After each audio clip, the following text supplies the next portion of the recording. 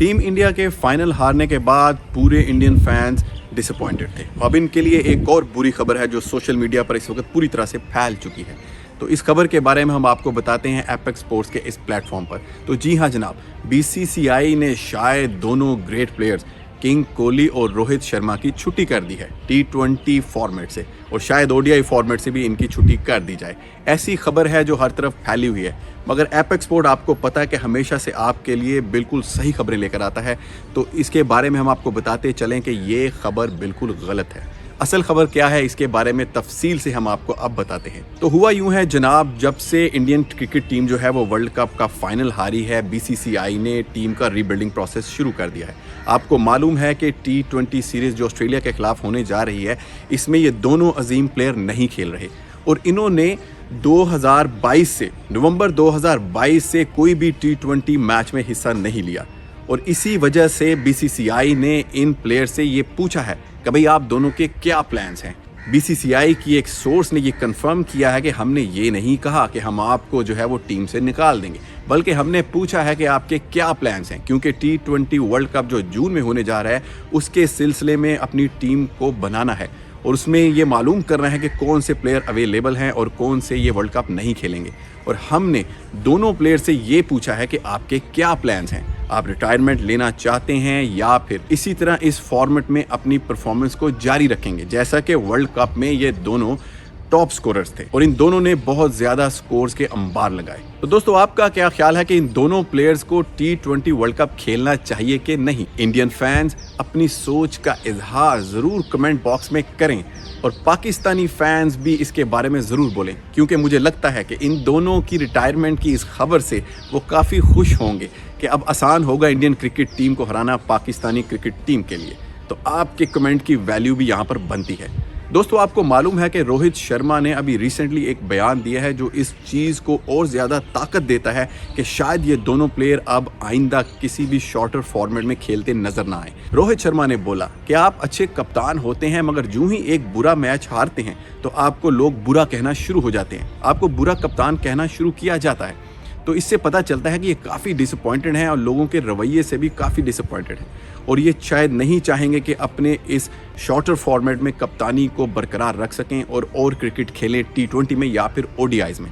Test में शायद ये फोकस कर सकते हैं। अब हम बात करें कोहली के ऊपर, तो आपको पता है कि वो तकरीबन 1 मंथ की लीव के ऊपर हैं। हमें नहीं लगता कि आइंदा आने वाली 3 सीरीज जो T20 वर्ल्ड कप से पहले इंडिया ने खेलनी है, उनमें ऑस्ट्रेलिया की सीरीज का आगाज़ होने जा रहा है, उसके बाद उन्होंने साउथ अफ्रीका के साथ खेलना है और फिर अफगानिस्तान के साथ। ये दोनों प्लेयर्स इन सीरीज में कहीं भी खेलते हुए नजर नहीं आ रहे, तो ये कैसे फिर अपनी फॉर्म को बरकरार रखते हुए T20 वर्ल्ड कप जून में हिस्सा लेंगे?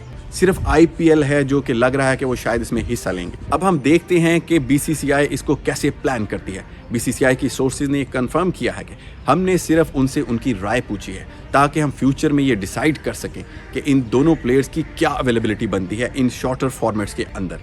अगर रोहित शर्मा कप्तानी छोड़ते हैं तो हार्दिक पांड्या जो है वो कप्तानी संभाल लेंगे, मगर आपको क्या लगता है कि हार्दिक पांड्या बिल्कुल इसी तरह टीम को लड़ा सकते हैं जैसे रोहित शर्मा ने वर्ल्ड कप में टीम को लड़ाया है? हार्दिक पांड्या कैसे कप्तान साबित होंगे, ये भी आपको बताना है इस कमेंट बॉक्स में। मुझे लगता है कि इन दोनों प्लेयर्स के टीम को छोड़ जाने के बाद क्रिकेट फैंस शायद क्रिकेट देखना ही छोड़ दें, क्योंकि ये बहुत बड़े प्लेयर्स हैं और इन प्लेयर्स को खेलता देखकर दोनों नेशन के फैंस, जी हाँ पाकिस्तान और इंडिया के, दोनों ही इन दोनों की बैटिंग को एंजॉय करते हैं और बड़े शौक से इनकी बैटिंग को देखते हुए इनसे सीखते हैं। आने वाले क्रिकेटर्स इनकी बैटिंग को देखकर अपनी शॉट्स को इम्प्रूव कर सकते हैं, क्योंकि इन दोनों प्लेयर्स ने हर तरह के फॉर्मेट में एक अजीम क्रिकेट खेली है। ये अपने तौर पर दोनों प्लेयर्स एक क्रिकेट एकेडमी हैं, और अगर ये दोनों क्रिकेट छोड़ जाते हैं और सिर्फ टेस्ट क्रिकेट पर फोकस करते हैं तो यकीनन रेवेन्यू में भी कमी आएगी, क्योंकि ऑडियंस जो है वो इनको देखने के लिए टीवी स्क्रीन के आगे बैठती है।